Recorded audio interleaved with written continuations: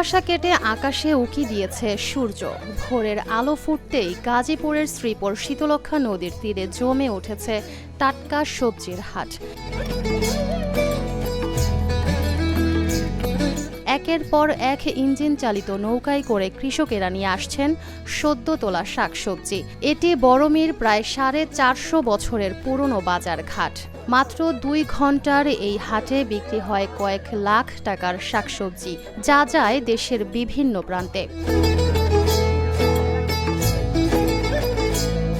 শীত এলেই শীতলক্ষ্যা নদীর তীর রূপ নেয় সবুজ আর রঙিন সবজির এক বিশাল বাজারে। দূর থেকে দেখলে মনে হয় ফুলের গাছ, কাছে গেলে দেখা যায় আলু, টমেটো, শিম, ফুলকপি, লাউ সহ নানা শীতকালীন সবজির সারি। সকাল 7টা থেকে 9টা পর্যন্ত কোনো খাজনা ছাড়াই চলে এই বেচাকেনা।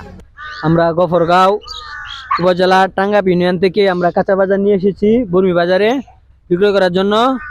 আলহামদুলিল্লাহ, কাঁচা বাজারের দাম মোটামুটি অনেক ভালো। আলু আছে 40 টাকা কেজি লাল আলু, আর টমেটো মনে করেন A grade, B grade, C grade. A গ্রেডের দাম আছে 50 টাকা, 40 টাকা, নিচে 25 টাকা এরকম দাম। লাউ, মিষ্টি কুমড়া এটার দাম আছে 40, 50 এবং 30, মানে মাল অনুযায়ী দাম হারি। নদী পথে সহজেই যোগাযোগ থাকায় কৃষকদের জন্য এই হাটে সবজি আনা নেয়া দুটোই সহজ। মালগুলা দেখতেছেন এটা আপনার গফরগাঁও টাঙ্গাইল ইউনিয়ন থেকে আসছে প্রতি বুধবারে মালগুলা। এখানে আমরা বুধবারে এখানে মাল নামাই, কিন্তু এখানে ওই দিন খারাপ থাকার কারণে ওই মালগুলো আমরা ঘরে নিয়ে যেতেছি। আমাদের আড়ত আছে, এখানে আমরা বিক্রি করি। আর বিশেষ করে ওই প্রতি বুধবারে বিভিন্ন উপজেলা থেকে, ইউনিয়ন থেকে লোক আসে এখান থেকে মাল নেওয়ার জন্য। এটা ঐতিহ্যবাহী বর্মি বাজার। এটা মোটামুটি প্রায় 100 বছর আগে পরিচিত। মনে করেন এখানে মানুষ আসে মালটার কিনে নিয়ে যায়। পাইকারদের কাছে এই হাটের সবজির কদর বেশি, কারণ এখানে টাটকা পণ্য পাওয়া যায় তুলনামূলক কম দামে। টমেটো আনছি আর উড়ি।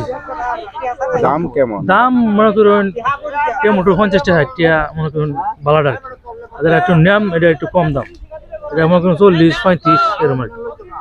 আর আলু বাজার 40, 35 আছে, নেম দাম। আর টমেটো ধরুন 40, 45, 50, আর আলু হইতেছে 40, 45, উড়ি 30, 25 এভাবে চলতেছে।